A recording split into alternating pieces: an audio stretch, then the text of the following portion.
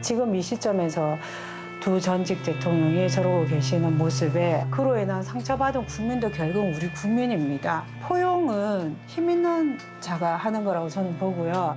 이제는 좀 국민들이 화합하는 이런 협치의 장을 만들어 주실 필요가 있지 않나.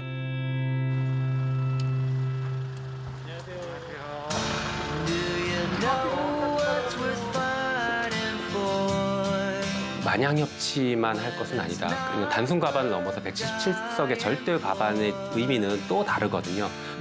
강한 여당이 돼야 된다라고 저는 생각합니다. 안녕하세요. 들어가면 되죠? 네.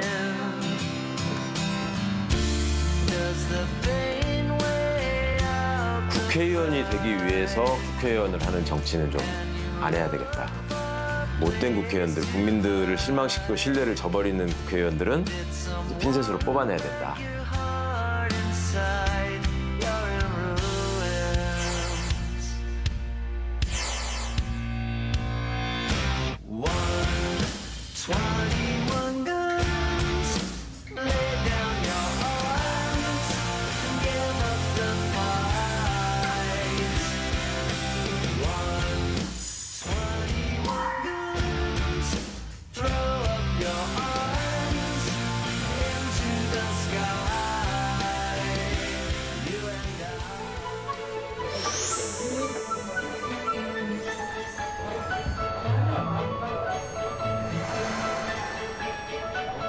네 분의 초선 의원 오셨습니다. 이게 국회의원분들 너무 말씀을 잘하세요.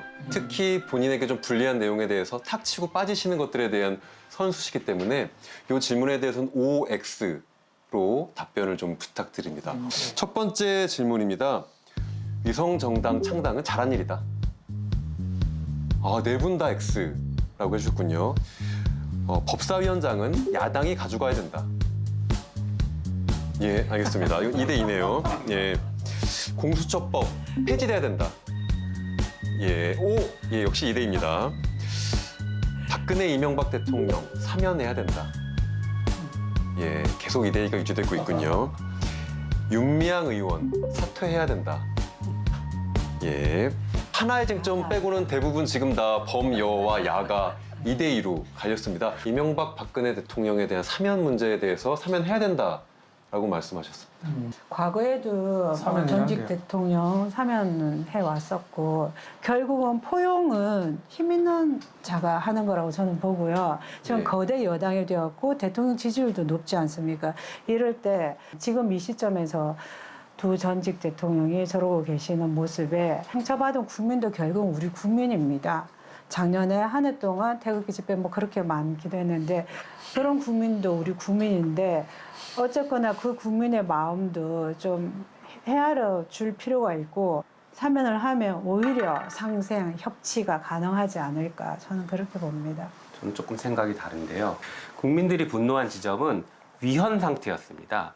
위헌적인 상태를 대통령이 만들었다라는 것에 매우 분노하고 있고 권력을 사적으로 남용해서 자기 이익을 취득했다라는 것에 분노하고 있습니다. 헌법을 파괴한 상태에 대한 분노가 굉장히 큰 것이거든요.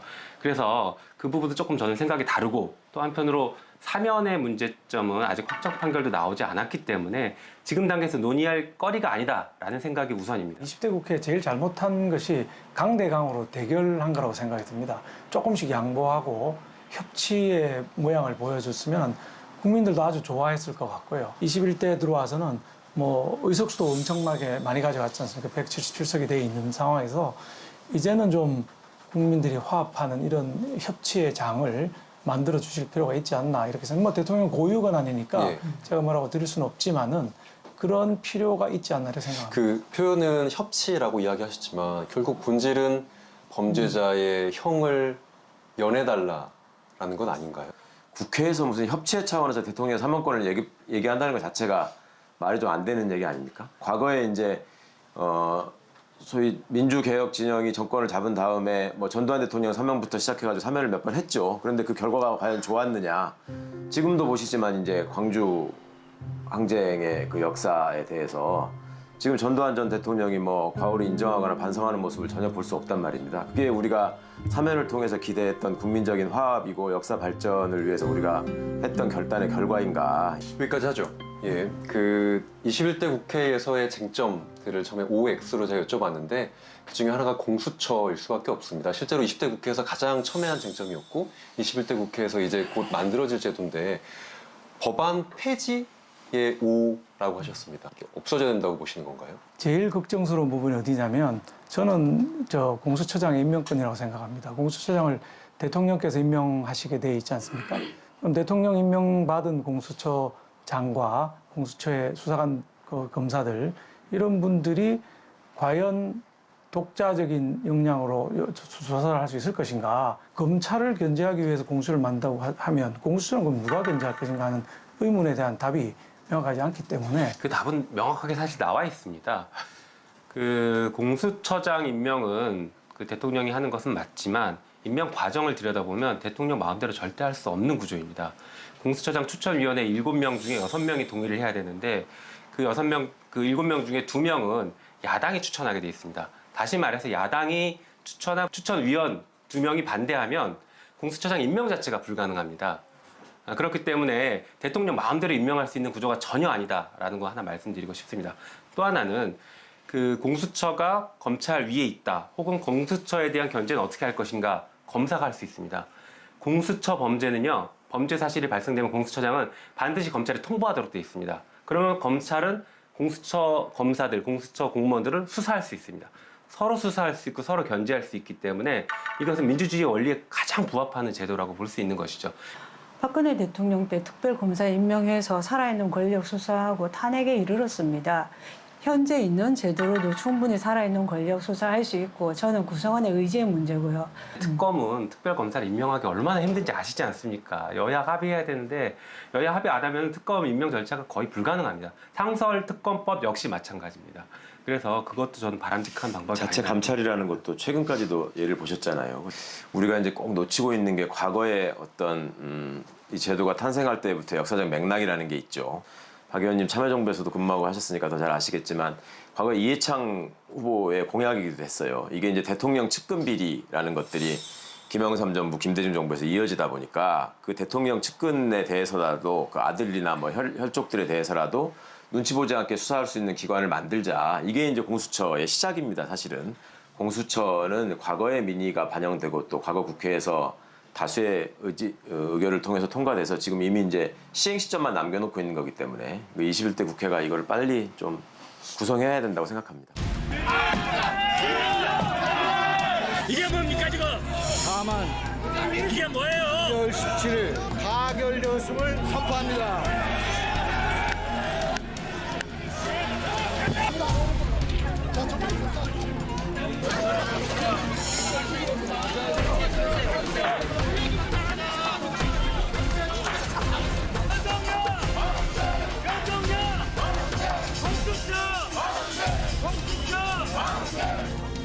좀 현실적인 질문을 하나 드리려고 합니다.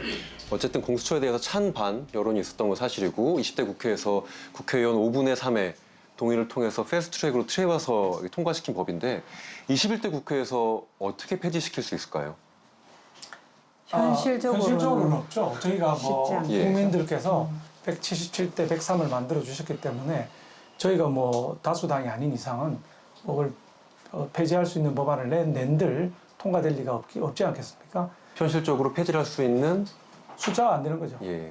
저는 당초부터 이걸 왜 할까? 검찰개혁의 일환으로 공수처법을 제정했는데 과연 검찰개혁의 방향이 꼭 이것이어야 되는가 하는 의문이고요.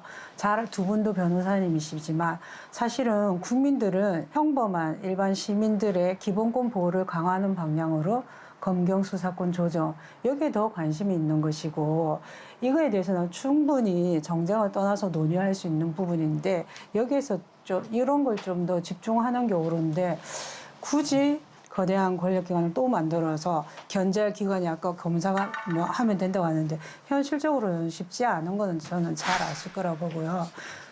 그걸 무리하게 왜 이걸 하려고 하는지 의문이고. 제가 오히려 반문하고 싶은 게 여쭤보고 싶은 게 오히려 생기는데 검사가 잘못했을 때 검사에 대해서 제대로 감찰 이루어지지 않고 수사가 제대로 이루어지지 않습니다. 검사가 잘못하면 검찰이 봐주고 싶으면 다 봐줄 수 있습니다. 실제로 그래서 봐줬다가 뒤늦게 드러나는 사건들이 지금 계속 나오고 있지 않습니까? 검사가 동료 다른 그 직원 공무원을 성폭행했는데 그걸 묻었다가 지금에 와서 이제 다시 문제가 됐고, 이거는 그동안 검찰이 스스로 자기들을 계속 봐줬기 때문입니다. 그것을 견제할 수 있는 제대로 된 기구가 필요하다라는 게 공수처를 바라봤던 국민들의 열망이고 중요한 이유였습니다. 검사의 비리, 검사의 범죄는 누가 수사할 수 있냐. 사실 이것에 대해서 국민적 분노가 높은 것도 사실인데요. 검사의 비리도 검사가 수사했죠. 잘 이루어지지 않았던 것에 대한 평가가 있습니다. 두 가지 방법이 있죠. 그 검찰 안에서 감찰을 하는 방법이 있는데 이거 잘 안 이루어진다고 지금 말씀하시는 거 아닙니까? 저는 검경 수사권 조정이 그 답이 될 수 있다고 생각합니다. 그러니까 검사는 머리는 있대 손은 없게 만들고 경찰은 손은 있게 머리를 없게 만드는, 검찰이 사법주 통제를 하지만 수사는 경찰이 하게 만든다면 경찰이 자기 공도 있는데 검사 잘못한 거 있으면 검사를 수사하죠. 그래서 떠서 또 국회의원 출마하려고 할 수도 있을 거고, 뭐 그게 경찰이 검사도 수사를 할 수 있다 이렇게 생각합니다. 저는 그거는 좋은 생각이라고 하지만 경찰은 영장 청구권이 없어서요. 수많은 사례에서 검찰 단계 영장이 다 기각됩니다. 이문정 검사가 고발한 사건 계속 영장 기각하고 수사를 못하고 있습니다. 현직 검사가 검사의 잘못을 고발했는데도 경찰이 수사하는데 그걸 검찰에서 영장을 다 기각하고 있는 거죠. 경찰이 영장 신청을 하면은 그거는 이미 그 검사에 대해서는 국민적 여론이 이미 저는 높아지는 사건이라고 볼 텐데, 검사가 그때도 끊임없이 영장 청구를 하지 않고 있을 수 있을까요? 지금 안 하고 있다니까요. 현재 벌어지고 있는 일이라서 안 하고 있습니다. 일반 국민들은 사실은 그것보다도 내가 수사의 대상일 때 인권 보호를 받고 싶은 거, 기본권 보호가 강화되는 이런 방향으로 나아가는 게 맞고, 우리가 더 열심히 논의해야 되는 건 사실 저는 그 부분이지, 끊임없이 올해도 21대 국회 시작하면서 이것 가지고 하는 것이 이 국민에게 와닿지 않을 것 같습니다. 논점이 이게 흔들리면 안 되는데요. 지금 이제 21대 왜 국회에 와서 이 논의를 가지고 왜 쟁점을 삼아야 되냐는 말씀에 저 적극 공감하는데, 20대에서 이미 완성한 제도고 이제 시행만 남았는데 그걸 다시 쟁점화 시키면서 폐지해야 된다, 이거는 좀 아닌 것 같습니다.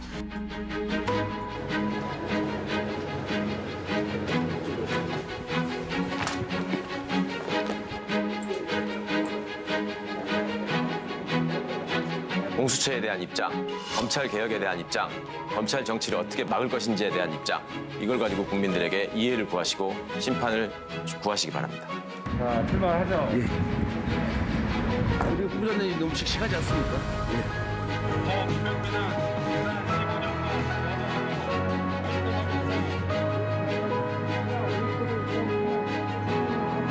또한 저는 변호사를 하며 검찰개혁의 민주주의 발전과 사회정의를 실현하고 국민의 인권과 직결되어 있다는 것을 절감했기에 검찰개혁에 앞장서 왔습니다.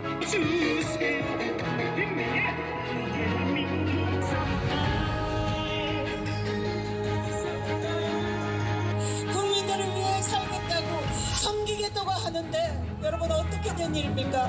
이 나라가 어떻게 되겠습니까, 여러분? 이게 자유주의 국가입니까? 자유민주주의 국가입니까? 법치주의 국가입니까?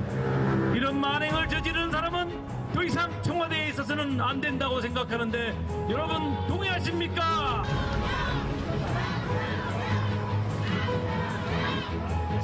그럼에도 불구하고 네 분 다 당선되셨습니다. 사실 당선이란 건 이제 헌법기관으로서 대의민주주의의 꽃이라고 하는 의원이 되셔서 지지자들의 의사를 국회에 반영하는 건데, 네 분의 지지자들의 영상을 요 테이프에 담아왔습니다. 예전에 애들 키울 때 만화 비디오에 있는 색깔인데. 진짜 만화 비디오. 이렇게 반응해줘서 감사합니다. 진짜 놀랍네요. 알지? 안녕하십니까. 제주특별자치도지사 원희룡입니다. 누군지 알겠다. 오늘 저는 절친인 박수영 의원을 응원하러 나왔습니다. 반갑다, 친구야. 우리 박수영 의원은 혁신가이자 전략가입니다. 늘 소신 있는 목소리를 내며 대한민국의 더 큰 미래를 위해 헌신해 왔습니다. 21대 국회 입성을 축하드리며 정치 발전과 대한민국의 도약을 위한 여러분의 행보를 늘 응원하겠습니다. 이야. 원희룡 지사는 사실 우리 보수에는 아주 보석 같은 존재이죠. 국회의원 3번 하고 지사 2번까지 했기 때문에 충분한 행정적 경험, 정치적 경험 한 사람인데 그것 때문에 나온 건 아닐 거고 저하고는 오랜 친구, 대학 동창.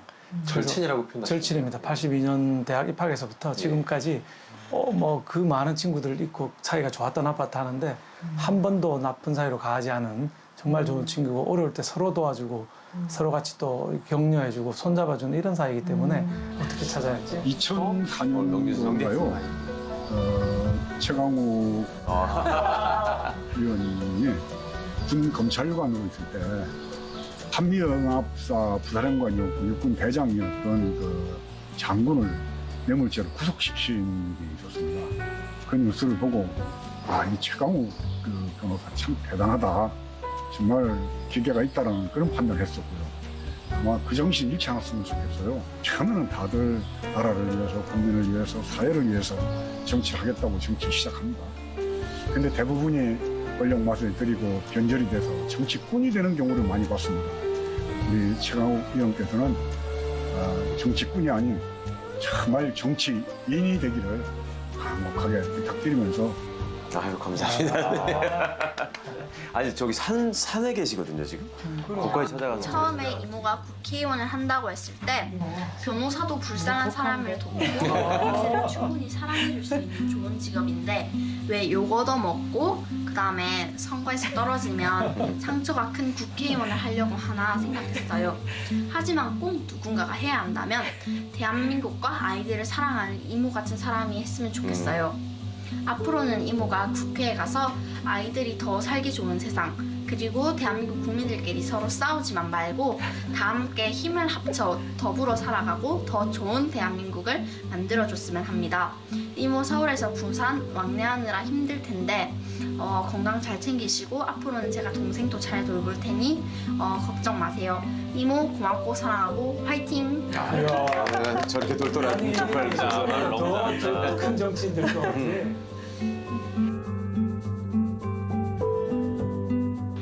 안녕하세요.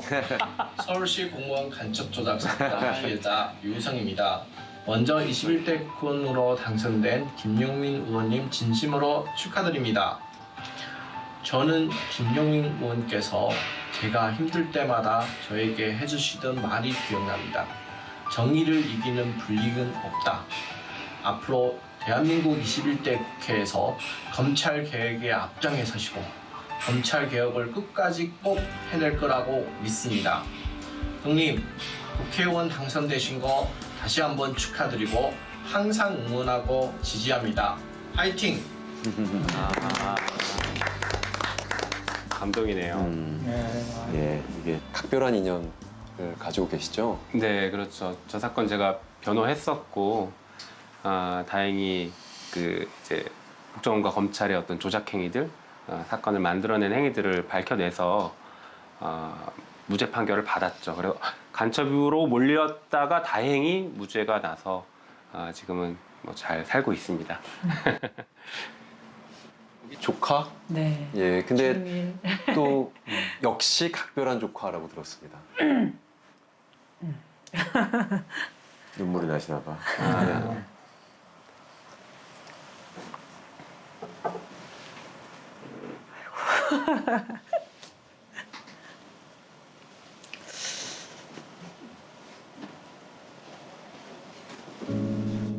참 사랑하는 제 조카죠.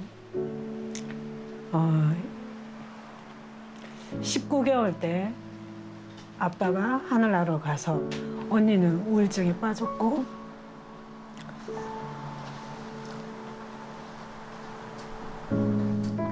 제가 불안했죠. 언니도 불안하고 이야기는 아직 너무 어리고 그래서 제가 처음에는 양쪽에 같이 두고 잤어요. 첫째 언니랑 네. 조카랑 같이. 무슨 일이 생길까 봐. 그래서 어떤 분들은 제 딸인 줄도 알고 엄마를 하기도 하고 이모를 하기도 하고 실수 뭐 이렇게 하면서 그래서 사람들은 그냥 밖에서 볼 때는 새아이의 엄마구나 대단하다 했는데 안에 내용을 들여다보면 사실은 성이 다른 3명의 아이고 각각의 상처가 있는 아이들이고 여전히도 우리 사회에 있는 정상가족 이데올로기가 있습니다. 그래서 미디어에서 싱글맘이라는 것들을 부각해서 실제로 너무 힘들고 고통스럽게 아이를 키웠을 거다라는 전제가 있죠. 뭐 저는 공개 입양을 했고 제가 결혼을 한 적도 없고 임신한 적이 없기 때문에 우리 아이가 그런 사실은 제 주변은 다 아는 사실인데 그러나 이제 전 국민이 알게 되면 아이고 불쌍한 눈으로도 안 봐줬으면 좋겠고 감동을 주시는 말씀을 하신 건데 있는 그대로 봐줬으면 좋겠습니다. 있는 그대로. 지금은 아이를 부모만도 키울 수 없는 세상이 됐잖아요. 온 마을이 키우는데 이제 온 국가가 키워야 되는 상황인데 그거 있는 그대로 봐주고 따뜻한 시선으로 그냥 그렇게 봐줬으면 좋겠습니다. 나는 바쁜데. 나 왜 여기까지 와서 바쁜데.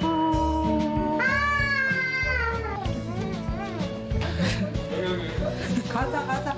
엄마랑 가자 그러면 다 챙겨서 가자. 갈 거 챙겨서. 감사합니다. 고맙습니다. 네. 자, 의원님 첫 정원 주원하십니다. 자, 찍겠습니다. 하나, 둘, 셋. 그냥 더 하나, 둘, 셋.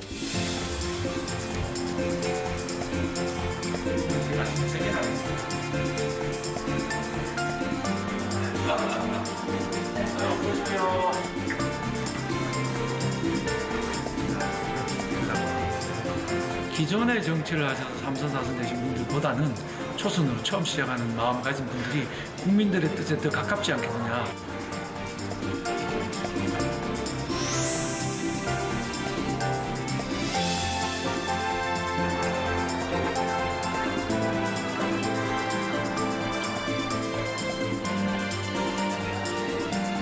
배신하지 않는 정치를 하겠다고 말씀을 드렸으니까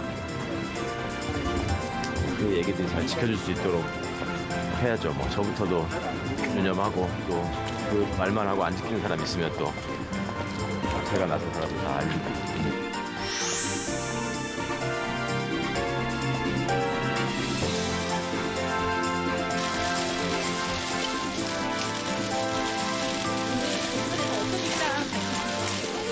사실은 이게 문서 위조로 수사할 것이 아니라 국가보안법상 무고 날조죄로 수사가 진행되어야 되고 그렇다면 과연 이게 20년 동안 국가를 위해서 정말 봉사한 사람들이 맞는지 시설을 설치하고 검찰 압수수색팀을 거의 위장사무소가 안 되는 겁니다. 오래전 수사하고 나서 자치령을 열어 제가 오늘 이렇게 처음 뵙는데 뵈서 말씀을 들어보니까 제가 기존에 가졌던 그런 편견이 있었던 것 같습니다. 특히 조국 사건 관련해서 저한테 말씀하시네. 최 의원님. 저는 사실은 그때 상당히 분노한 일반 국민 중에 한 사람입니다. 사실은 그가 그동안에 외쳤던 정의와 공정을 외쳤던 그 발언과 그 뒤의 행위에 대한 무슨 이중성을 봤잖아요. 그러면서 공정의 가치로 회복해야 된다라고 저는 보는데 그에 대한 의견을 좀. 사실은 이제 조국 전 장관과 관련한 수사가 우리 사회에 던진 쟁점이 굉장히 많죠. 네네. 변호사님의 또 과거의 그런 어떤 그 신선한 삶이나 또 그 과정에서 이루어진 또 아름다운 인생에 비춰봐서 그런 견해를 가지시는 거 저도 충분히 일정 부분 공감합니다. 그런데 법률가시고 또 이제 부산에서 정말 성원하는 정치인이 되셨으니까 이런 점도 좀 함께 공감하실 수는 없을까 저는 말씀드리고 싶은 지점이 어떤 사안이 딱 발생했을 때 우리 사회가 이제 이걸 해결하는 방식이요. 언젠가부터 이게 맥락이나 사실을 거세하고 그냥 갑자기 확 몰려들어가지고 마녀사냥한 형태로 이루어지고 있는 문제가 좀 있어요. 그러니까 지금 우리 박 의원님께서 뭐 같은 고향이시고 대학도 동기시고 하니까 더 잘 아시겠지만 그분이 막 악착같이 무슨 자기만 잘 살자고 이렇게 하는 성격을 가진 사람이 아니었거든요. 그런데 그때 당시에 어쨌거나 10여 년 전에 벌어진 제도나 그 현상 안에서 의원님 말씀하신 것처럼 본인이 꿈꾸는 어떤 그런 세상을 위하고자 한다면 자기 자식부터 좀 평범하게 길러야 되지 않았겠느냐. 근데 그것이 지금 와서 돌아보니 그렇지 못했더라 라는 점에 대해서 이중성을 지적하신다면 그 부분은 본인이 아마 아프게 받아들일 것 같습니다. 그리고 실제로 그렇게 받아들여서 사과도 했죠. 그런데 지금 남아있는 진행되고 있는 문제들은 그러면 과거에 있었던 사례를 들춰내가지고 그런 어떤 프레임을 씌워가지고 온 언론이 달라들어가지고 한 가족을 그렇게 멸문지화의 수준에 이렇게까지 이렇게 폭격을 했어야 되느냐, 지금도 이렇게 난도질을 해야 하느냐, 이런 것들은 분명히 다시 한번 짚어보고 가야 될 또 새로운 쟁점이 있다고 생각합니다. 그분이 법무부 장관으로 임명되기 전에 과연 그게 적합한지, 그걸 국회에서는 그 부분을 청문회 과정을 통해서든 국민이 알 권리가 있지 않습니까? 과거에도 다 그렇게 왔었고 이번이 과연 적법한지 그 과정에서 밝혀진 일들이고, 일부러 아무 일 없이 그런 일들이 아까 뭐 멸문지화 수준을 했는데 그렇게 파헤쳐진 건 아닙니다. 그건 그렇지 않죠. 당장 보시기에도 그 양반하고 대학 동기고 비슷한 시대를 살아온 나경원 의원 같은 경우에 그 자녀 입시나 이런 문제들이 과거에도 제기되지 않았습니까? 똑같은 문제에 대해서 그렇게 수사를 하던가요? 그리고 청문회 과정에서 그렇게 자식들은 물론이고 무슨 이혼한 재수 씨 문제까지 들춰내가지고 한 가정을 그냥 그렇게 난도질하는 경우는 없었죠. 그건 굉장히 이례적인 일이었고, 당시에 그 지면을 도배했던 여러 가지 기사들이 지금 또 언론 스스로 상당히 지우고 있는 부끄러운 기사들도 많고요. 그 양만 보더라도 굉장히 이례적인 일이었죠. 그리고 그것이 그렇게 보이는 모습들이 국민들이 보기에 정도가 지나치고 끔찍하기 때문에 이게 야, 저렇게까지 하는데 내가 만약에 저 상대가 되면은 검찰은 나한테 어떻게 할까? 이런 불안감이나 두려움 때문에 검찰개혁에 대한 열망이 더 강화된 측면이 있죠. 그래서 제가 그 문제들을 좀 나눠서 보자고 말씀드린 겁니다.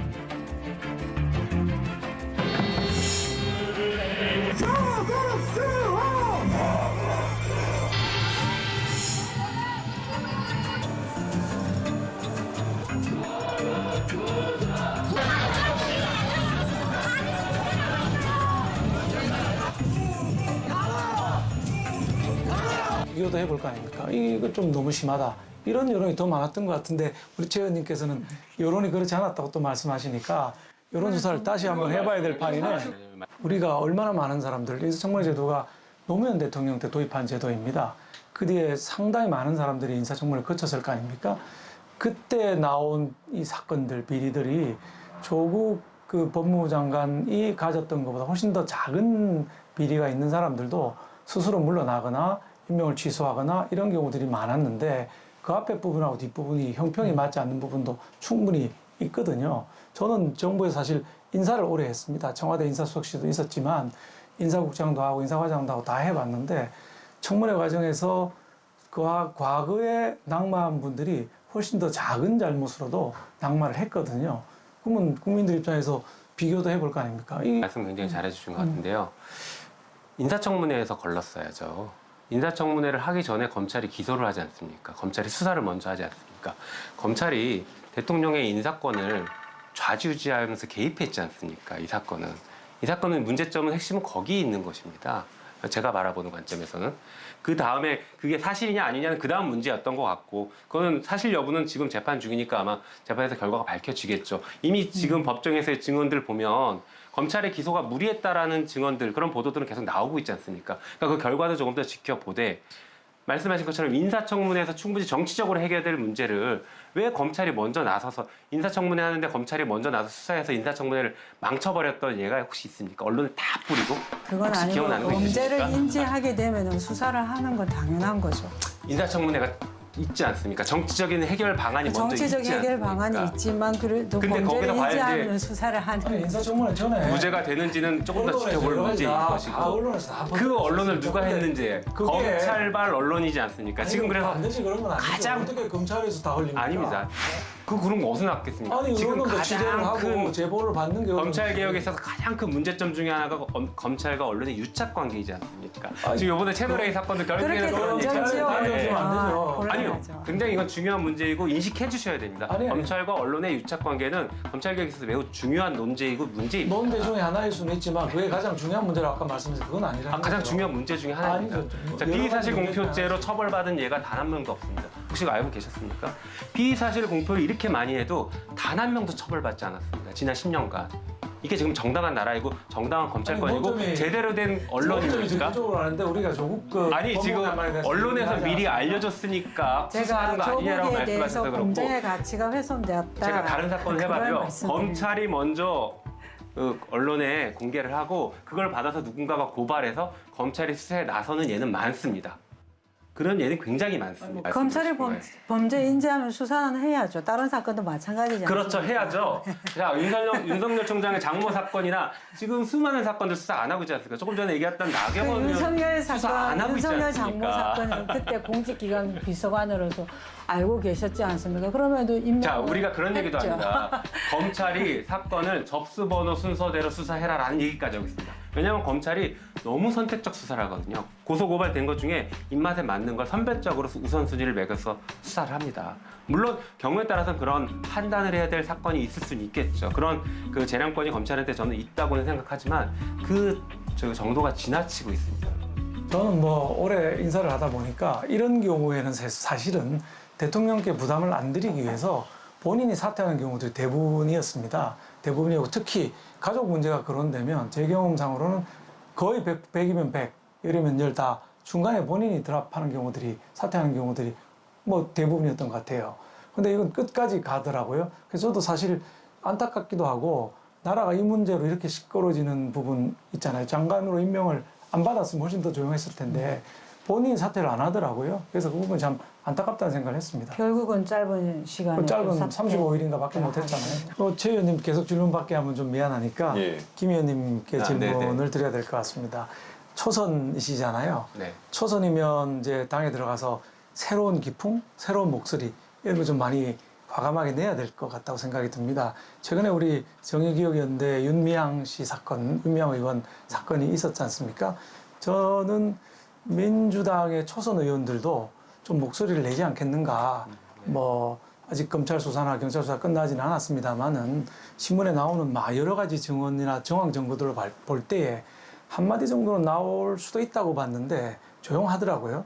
그래서 초선 의원으로서 이 사건은 어떻게 보시는지 제가 그게 궁금합니다. 네.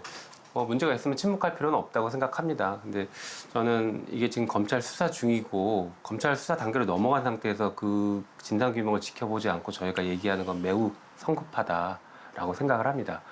검찰 수사가 진행되지 않고 이게 정치 영역에서 공방이 오고 가면서 정리되면 오히려 입장 표명이 더 빨랐을 수도 있을 것 같다는 생각이 드는데 이미 검찰 수사가 진행되는데 저희가 성급하게 어떤 입장을 내는 것은 지금은 부적절하다 이렇게 생각하는 것입니다.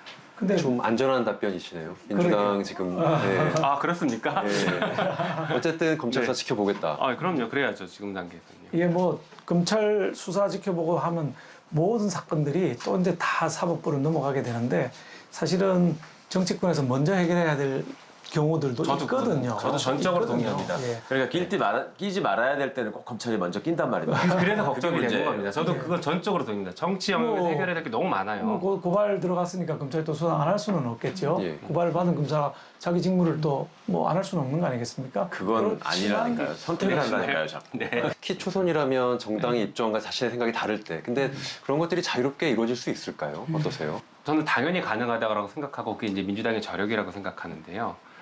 그만큼 스펙트럼이 넓어지기도 하고 포용성이 있습니다. 아주 오르신 말씀이시긴 한데 아주 오르신 말씀이신데 근데 금태섭 의원이라든지 이게 징계를 논의하고 이러는데 국회법이라든지 근대 국회의 의견은 정당에 불구하고 국회법에도 114조 2항이 있죠. 자유투표의 원칙이라는 게 있어요. 자기 양심에 비추어서 의견 내려고 투표할 수 있다는 게 있는데 기권했다는 이유로 지금 징계를 거론하고 있지 않습니까? 이런 분위기 되면 네. 초선이 정말 소신껏 발언할 수 있을까요? 이게 당에서 치열한 토론, 결론이 정해지기 전에 치열한 토론을 해야 된다. 이게 합의제 기구이기 때문에 치열한 토론이 필요합니다. 그때 목소리를 막는 것은 잘못된 것이죠. 충분히 토론하고 설득을 해야 되는데 설득 못했고 당의 당론이 결정됐으면 이제는 정치인으로서는 거기에 책임을 져야 됩니다. 정해진 어떤 그 결과물에 대해서 우리가 막 싸우고 떠들 게 아니라 그 결과물을 이뤄내서 그게 국민들한테 필요한 어떤 제도를 만들어낼 책임도 있는 것이거든요. 소신과 책임 중에 이때는 책임이 더 우선되는 상황이 되는 것이죠. 헌법 114조에 이런 개정하셔야 되겠네요. 아니죠. 그건 또 다른 문제입니다. 이건 당에서 결정하는 문제죠. 당론에 따르지 않고 당론에서 결정된 것에 따르지 않고 다른 방식의 투표를 하는 것은 징계를 할 수가 있습니다.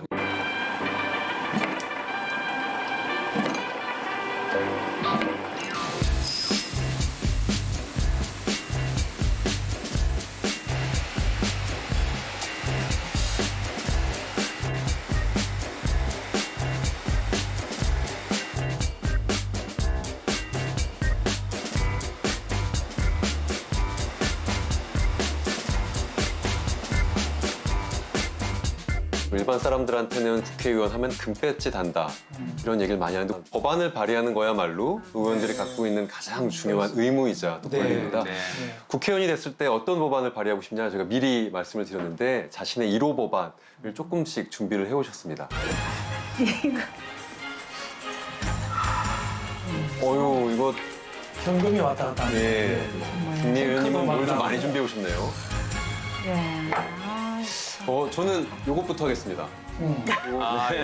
현금이. 예, 요즘에 또 예. 현금 그렇게 많이 안 쓰는데 12,000원을 네. 딱 준비해 오셨는데 요거는 어떤 법안과 관련이 있을까요? 저는 이제 대통령의 임명권이 우리나라 임명권이 그 10,000원짜리 정도 수준입니다. 1630개의 자리를 대통령이 임명합니다. 근데 2,000원은 또 뭐냐? 미국의 트럼프 대통령이 임명하는 자리가 2,300개, 약 2,000개 정도 됩니다. 아시다시피 미국이 우리보다 100배나 큰 나라거든요. 근데 임명하는 자리는 우리보다 5분의 1밖에 안 되는 거예요. 저는 이게 제왕적 대통령제의 깊은 뿌리라고 생각합니다. 여와 야가 한 10% 정도 되는 사람은 이념으로 싸우지만 나머지 90% 물밑에 있는 사람들은 자리로 싸운다고 생각합니다. 대통령이 가진 1630개 자리 우리가 집권해야 내가 저 자리 간다 라고 생각하는 사람들이 한 90% 된다는 게 제가 오랜 인사 업무를 담당해보고 느낀 겁니다. 대통령이 임명한 자리를 줄여야 된다. 한 500개 정도를 확 줄여야 된다. 그래서 저는 법안이 대통령이 임명한 자리를 줄이는 그런 법안을 1호 법안으로 생각하고 있습니다. 그거는 법안에 여러 개를 수정해야 그렇습니다. 예를 들면 도로공사법에는 도로공사 사장은 대통령이 임명한다 이렇게 되어 있습니다. 근데 전 도로공사 사장을 왜 대통령이 임명해야 되는지 모르겠는 거예요. 도로공사 사장은 도로공사 이사회에서 임명한다. 이렇게 바꾸어주는 것이 필요합니다. 이 법안에 대해서 또 동의하시나요? 저는 기본적으로 동의하고 더 나아가서 그 지금 제왕적 대통령제 문제점들을 얘기하셨는데 이게 이제 나중에 헌법 개정도 필요할 것 같습니다. 우리 권력 구조에 대한 재편을 할 때 그래서 헌법 개정에 같이 손을 잡고 권력 구조 개편에 같이 동참해 주시면 감사하겠습니다. 12,000원 돌려드리겠습니다. 예. 바로 온 김에 이거는 준비를 많이 하셨는데 이게 법안과 국방위를 가시는 건 아닐 거고요. 전혀 그렇진 않고. 이 법안과 어떤 관련이 있을까요? 뭐 전쟁을 치르는 육아, 육아. 네, 워킹맘들의 이 전쟁 같은 하루하루. 그리고 지금 대한민국이 저는 가장 심각한 문제는 저출산입니다. 그렇죠. 여기에 대해서 우리가 정말 고민하고 정책, 입법 내내야 될 텐데 다른 것 좀 줄이고 여기에 신경을 좀 써줬으면 좋겠고. 저를 좀 예뻐해 주십시오. 내치라니까요. 그래서 저는 이제는 주 양육자가 부모면 국가가 보조 양육자가 돼야 된다. 그 개념으로 양육 시스템을 마련해야 된다는 겁니다. 최강욱 의원님 핀셋을 가져와 주셨네요. 쪽집게라고. 쪽집게라고 할까요? 그렇죠. 쉽게. 이거 호텔 뽑는 게 아니고요. 저희는 선거 전에도 저희 당의 이제 대표적인 12공약을 말씀드리면서 1호 공약을 이미 말씀드린 게 있는데요. 국회의원 국민 소환제입니다. 뭐 처음 우리 사회에 제기된 문제도 아니고 조사를 해봤더니 17대 때부터 이게 법안이 계속 제출됐는데요. 그 지난 국회 때까지도 계속 이게 결국 통과를 못하고 그냥 폐기되고 말았습니다. 그런데 또 특이한 게요. 국회가 시작되면 항상 이 법안이 또 논의가 돼서 제출이 됐더라고요. 근데 그런 과정들이 시사하는 바가 크고요. 제가 이제 두 분 의원님들을 뵈면서 뭐랄까 새로운 정치에 대한 희망을 저는 막 이렇게 느끼면서 마음이 너무 좋아져요. 그러니까 과거에 이제 저희가 봤던 지난 이제 자유한국당의 실망스러운 모습들이 이제는 좀 많이 바뀌겠구나. 또 그래야지만 앞으로 이제 국민들의 사랑을 또 더 받으실 수 있는 면이 분명히 있지 않습니까? 저는 지난 정부를 겪으면서 제일 속상하고 안타까웠던 지점이 그 세월호 유족들, 그 어찌 보면 자제분들을 이렇게 정말 그 생태 같은 자녀들을 잃으신 분들을 상대로 하는 그런 어떤 저주나 막말, 또 그걸 정치적인 프레임으로 공격하는 거 정말 이건 사람으로서는 해서는 안 될 일이라고 생각을 했었거든요. 근데 그게 안타깝게도 선거운동 기간 중에까지 이어져 있는 바람에 피해를 보신 분들이 또 많이 계셨고 미래통합당, 미래한국당 쪽에서 그다음에 또 5.18 민주화운동 또 5.18 유족들에 대한 폄하 이런 것들도 계속 끊이지 않고 있었잖아요. 근데 이게 정당 구조 내에서는 자정이 안 됐더라고요. 국회에서도 마찬가지였고 국회 윤리심사제도나 이런 것들도 다 형해화된 지 오래고 그래서 이제는 국민적인 열망이 이거를 더 이상 용납하지 않는 단계가 됐다. 그래서 이렇게 못된 국회의원들, 국민들을 실망시키고 신뢰를 저버리는 국회의원들은 핀셋으로 뽑아내야 된다. 당의 입장을 말씀해 주실 수 없지만 말씀을 들었을 때 어떠신가요? 이제 누가 어떤 기준으로 그걸 예. 판단할 것인가 하는 부분이 구체적으로 좀 논의가 돼야 되겠죠. 하지만 그런 취지에 것만 대해서. 분명하다면 예. 분명하다면 못할 것도 없지만은 상당히 그 자의적으로 흐를까 하는 부분에 대한 연구도 충분히 있을 거라고 생각되기 때문에 네. 그 요건을 좀 잘 다듬는다면 두 분 의원님께서 걱정하시지 않는 방향으로 좀 정교한 설계가 가능할 것 같아서 준비를 잘 하겠습니다. 글쎄 저는 또 어차피 국회의원은 4년마다 책임 정치에 대한 심판을 받는데 그걸로도 그 기능은 다하지 않을까요? 4년을 견디기에는 좀 지나친 상황들이 있었을 것 같아요. 네. 지나친 상황들이 있었을 것 같아요. 여건이네요. 대한민국 여권을 네. 가지고 오셨네요. 네. 여권과 관련된 법안. 맞습니다. 사실은 이게 중국 걸 가져와야 되는데 그게 없어서요. 예. 제가 예전에 했던 서울시 공무원 간첩 조작 사건, 아까 저한테 인사를 했던 그분 사건인데요. 그 사건에서 국정원이 아까 그 유우성 씨의 출입경 기록을 위조를 했습니다. 위조를 해서 국정원 직원들이 구속 기소되고 처벌을 받긴 했죠. 그러나 어제 오늘 뉴스에 나왔는데 그 사건에 관여했던 검사들은 아무도 처벌받지 않았습니다. 불기소 처분이 나왔죠. 맞습니다. 그래서 이렇게 사건을 이렇게 누군가에게 불이익하게 만들거나 하는 일종의 조작이라고 표현하는 게 쉬울 것 같은데 날조라고 돼 있죠. 날조. 네, 국가보안법에. 네, 그렇죠. 이 조작하는 범죄에 대해서 명시적으로 처벌하는 규정을 만들고 싶습니다. 지금 현재는 그 조작하는 특정 행위, 예를 들어서 증거를 위조하면 증거 위조죄로만 처벌할 수 있고 위증을 교사하면 위증 교사로만 처벌하는데 증거 위조, 위증 교사 왜 하겠습니까? 사건을 만들기 위해서 하는 것이거든요. 사건 만드는 것 전체를 처벌할 수 있는 규정을 만들자라는 게 제 1호 법안. 그리고 형량도 높인. 당연하죠. 그거는 그 사건을 조작한 범죄와 동일한 형으로 처벌받도록, 예를 들어 뇌물죄를 조작했다면 뇌물죄로 동일하게 처벌받을 수 있도록 하자라는 게 이제 입법 취지입니다. 예. 이런 법안 뭐 특별하게 반대는 없으실 것 같다는 느낌이 듭니다. 그거는 세부적으로 좀 살펴봐야 될 것 같습니다. 역시 형평성을 살펴봐야 될 것 같아요. 다른 범죄와 깐깐하게 말씀해 주시니까 겁이 나요. 이거 하나는 4년 동안 절대 하지 않겠다라고 약속해 주실 수 있는 게 있을까요? 국회의원이 되기 위해서 국회의원을 하는 정치는 좀 안 해야 되겠다라는 생각을 했습니다. 그러니까 의정활동을 하는 이유가 국민들의 눈물과 한숨을 닦고 그다음에 어떻게 하면 국민들께서 좀 더 평안하고 행복하게 사실 수 있을까. 이게 사실은 정치가 지향해야 될 올바른 길인데 이제 쭉 지내다 보면은 의정생활이 나도 모르게 다시 다음에 국회의원이 되기 위한, 다음에 당선되기 위한 쪽으로 집중이 되고 이게 이제 지역에 관심이 없다, 소위 이제 지역 활동에 소홀하다 이런 비판을 받게 되면 지역구 의원님들한테 이제 숙명처럼 다가오는 과제인 것 같더라고요. 좀 너무 추상적인 공장님 말씀 많이 하셔서 구체적으로 좀 말씀드려야 될 것 같아요. 저는 막말하는 정치는 안 돼야 되겠다. 예. 그래서 정치하는 분들이 품위를 가지고 품격을 가지고 국민들한테 비춰줬으면 좋겠어요. 정치인들 사류라 다 그러고 술자리 밥자리 가면 안주거리 되는데 그런 게 아니라 정말 저 사람은 존경할 만한 품격을 가진 막말하지 않는 그런 정치인이 저는 되고 싶습니다. 사실은 우리는 협치 안 할 수가 없죠. 완전 쪼그라든 야당인데 177석, 보험료 포함한 190대 110인데 먼저 힘 있는 여당이 좀 포용해 줬으면 좋겠고 우리가 18대 때 이와 비슷한 상황에서도 상임위원장 배분에 있어서 했던 것처럼이라도 해줬으면 좋겠다. 그런 부탁을 드리고 저도 그 안에서 같이 협치해가면서 상생의 정치를 할 수 있기를 저는 바랍니다. 협치가 중요하다고 생각하지만 야당이 그 반대를 위한 반대 그리고 밑도 끝도 없는 국정 발목 잡기가 사실 반복되어 왔던 것도 분명한 사실입니다.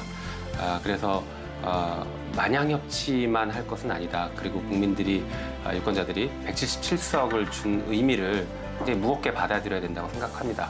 그래서 이제 뭐 법사위원장 얘기하셨지만 법사위원장을 포함한 상임위 구성할 때 단순 과반을 넘어서 177석의 절대 과반의 의미는 또 다르거든요.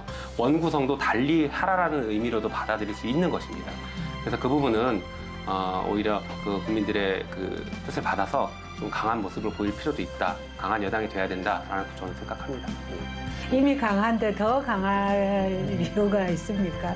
좀 손을 내밀 때라고. 그러면 손을 내밀죠. 내미는 손을 안 잡으시면 어떡하겠습니까? 그래서 당장 6월 5일 날 18대 때 개원하자고 했던 하는데도 안 잡으시니까. 것만큼이라도 해주길 저는 정말 당부드립니다. 초선 의원 4분을 모셨는데 그래도 대한민국에서 권력이십니다. 300명이 되는 그 권력자들을 모은 거라고 저희는 생각하고 있고요. 오늘 해주셨던 말씀들 꼭 초심 지켜주시길 바라면서 저희도 활발한 의정활동 지켜보고 또 응원하겠습니다.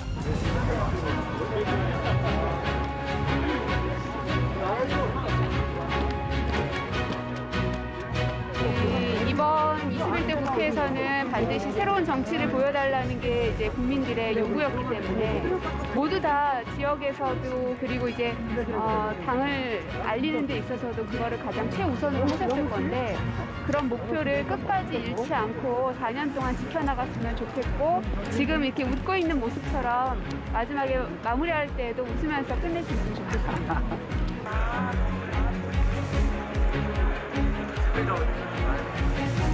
새롭고도 새로운 실록을 닮은 분들이 여기 다 있습니다.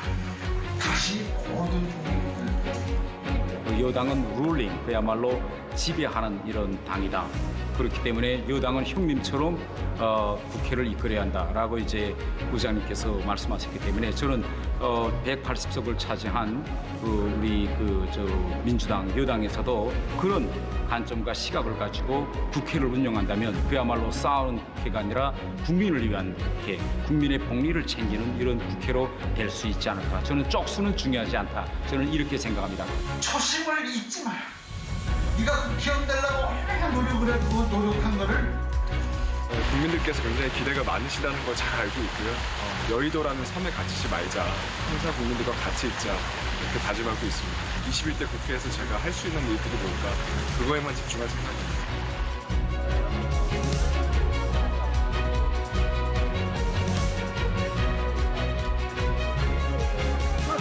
앞에 걸립니다. 앞에 나오세요.